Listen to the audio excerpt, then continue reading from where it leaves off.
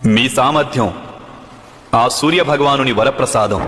మీరు అధిరథునికి రాధామాతకు జన్మించిన పుత్రుడు కాదు.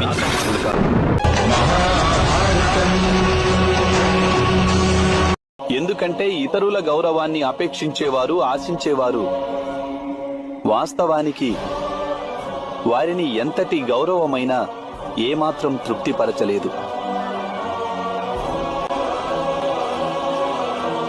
ఏ విధంగా మీరు సన్మాన అవమానాలనే ఆలోచనలో ఎంతలా కూరుకుపోయారంటే ధర్మం గురించి మీకు తెలిసినప్పటికీ అధర్మాన్ని త్యజించలేకపోతున్నారు. యువరాజు పక్షాన ఏ అధర్మము కనిపించడం లేదు వాసుదేవా. ఎందుకంటే మీరు సత్యాన్ని విడివిడిగా చూస్తున్నారు అంగరాజా. నేను మీకు చెప్పాను, అదృష్టమనేది మనిషి నిర్ణయాల పరిణామమని. మీరు తీసుకునే ఒక నిర్ణయం మీ అదృష్టాన్నే మార్చేస్తుంది. ఆలోచించండి, ఒకవేళ రాజమాత కుంతి మీ మాత అయ్యుంటే? అటువంటి ఆలోచన నాకెందుకు వస్తుంది వాసుదేవా?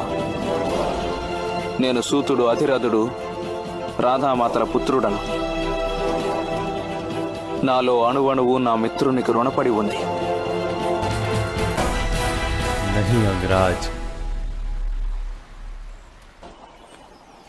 మీరు మీ జన్మలోని వాస్తవాన్ని తెలుసుకోలేదు.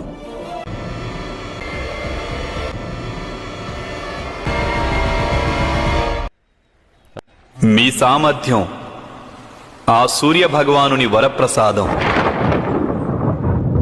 మీరు స్వయాన ఆ సూర్యనారాయణుని మంత్రప్రసాదం.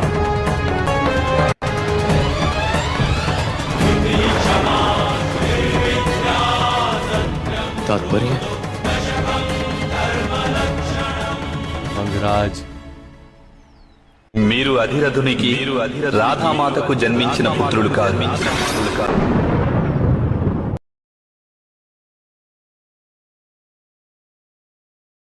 రోజు అడవికెళ్ళి కట్టెలు తెచ్చుకొని జీవించే పేదవాడు ఓ రోజు వట్టి చేతులతో తిరిగి రావటం చూశాడో సాధువు. ఆ మాటనే అడిగితే అతడు దిగులుగా అడవంతా ఖాళీ అయిపోయింది అన్నాడు. ఇంకొంచెం ముందుకెళ్లాల్సింది అన్నాడు సాధువు.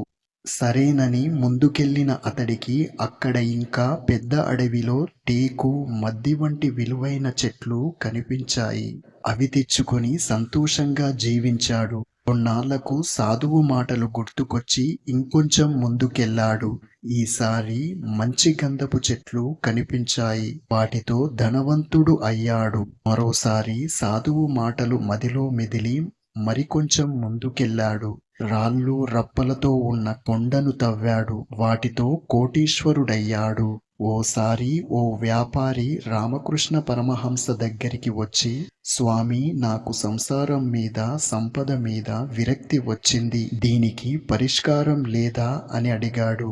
అప్పుడు రామకృష్ణుడు, కొన్నాళ్ళు నాతో పాటు అమ్మను ధ్యానించుకో అన్నాడు. వ్యాపారి వస్తున్నాడు. రామకృష్ణుడి పక్కనే కూర్చుంటున్నాడు. అతడి బుద్ధి నిలవటం లేదు. కడుపులో ఆకలి దహించేస్తుంది. పైగా ఉక్కపోత. ఇంట్లో పరిచారికులు ఉంటారు. ఇక్కడ కనీసం విసనకర్రైనా లేదు. పరమహంసను పిలిచాడు. ఆయన పలకలేదు. ఏం చెయ్యాలి? ప్రాణం పోయేటట్లుందే.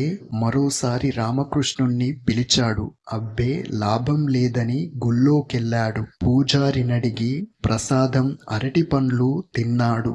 నీళ్లు తాగి చల్లని గాలిలో పడుకున్నాడు. రామకృష్ణుడు సమాధి నుంచి లేచాక వ్యాపారి జరిగింది చెప్పాడు. అప్పుడు పరమహంస అతడికి చెప్పిన కథే పైన చెప్పుకున్నా ఇంకొంచెం ముందుకెళ్ళు. దీనిలో పరమాత్మ జ్ఞానం పొందాలనుకునేవారు, పరమతత్వాన్ని అవగతం చేసుకోవాలనుకునేవారు, దీనిలో పరమాత్మ జ్ఞానం పొందాలనుకున్నవారు, పరమతత్వాన్ని అవగతం చేసుకోవాలనుకునేవారు తెలుసుకోవలసిన విషయం ఎంతో ఉంది. ఒక కఠినమైన నిర్ణయం తీసుకోవాలంటే మనకున్న కొన్ని అలవాట్లను, ఆలోచనలను వదిలి బయటపడాలి. చెరువులో నుంచి బిందెతో నీరు ముంచుకోవాలంటే ముందు 2 చేతులతో నీటిపైనున్న నలకలను నాచును దూరంగా నెట్టివేయాలి. ఆ తరువాతే బిందెను ముంచి నీరు తీసుకెళ్ళాలి. శుభ్రమైన వస్త్రంతో దాన్ని వేరొక బిందెలోకి వడగట్టాలి. ఇంగుడు పిక్క అరగదీసి వడగట్టిన నీటిలో వెయ్యాలి. అప్పుడు మురికి అడుగుకు దిగి నీరు తాగటానికి పనికొస్తుంది. అలాగే ఒక పనిని ఏకాగ్రతతో చెయ్యాలంటే మనసు అదుపులో పెట్టుకోవాలి. కోపం, అసూయ, ద్వేషం లాంటివన్నీ మనసులోనికి రానివ్వకూడదు.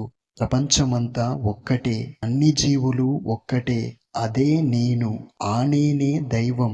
ఆ దైవాన్ని సాక్షాత్కరింపజేసుకోవాలంటే ఎంత సాధన చేస్తే అంత ముందుకెళ్తాం. దైవం విషయంలోనే కాదు, ప్రపంచిక విషయంలోనైనా ఎన్నో కష్టాలు, నిందలు, నిష్ఠూరాలన్నీ అనుభవించి అధిగమనిస్తేనే పురోగతి లభిస్తుంది. ధర్మ ప్రజాపతి కుమారులైన సనక, సనంద, సనాతన, సనత్కుమారులు మహావిష్ణువుకు పరమ భక్తులు. నిర్మలత్వానికి నిదర్శనంగా వారు నిరంతరం బాలల రూపంలోనే ఉంటారు. ఈ తపో సంపన్నులు తమ లోక సంచారంలో భాగంగా శ్రీహరి పాదపద్మాలను పూజించాలన్న ఆర్తితో వైకుంఠానికి వెళ్ళారు. మరకతమణి తోరణాలతో అలరాలుతున్న 6 మహాద్వారాలను దాటి 7వ ద్వారానికి చేరుకున్నారు. అక్కడ ద్వారపాలకులైన జయ విజయులు వారిని అడ్డగించారు. అప్పుడు ఆ భక్త శిఖామణులు లోకపాలకుడి సన్నిధిలో ఇలా అడ్డగించడం సరికాదని హితువు పలికారు. అయినా జయ విజయులు మంకుపట్టుతో వారిని లోనికి అనుమతించలేదు. జయ విజయుల చర్యతో సనక, సనంద, సనత్కుమారులకి సహనం నశించింది. మీరు 3 జన్మల్లో మందబుద్ధులైన రాక్షస సోదరులుగా జన్మించి చివరికి శ్రీహరి చేతుల్లోనే హతమవుతారు అని శపించారు. తత్ఫలితంగా జయ విజయులు వరుసగా హిరణ్యకశ్యపుడు, హిరణ్యాక్షులుగా, రావణ కుంభకర్ణులుగా, శిశుపాల దంతవక్తులుగా జన్మించారు.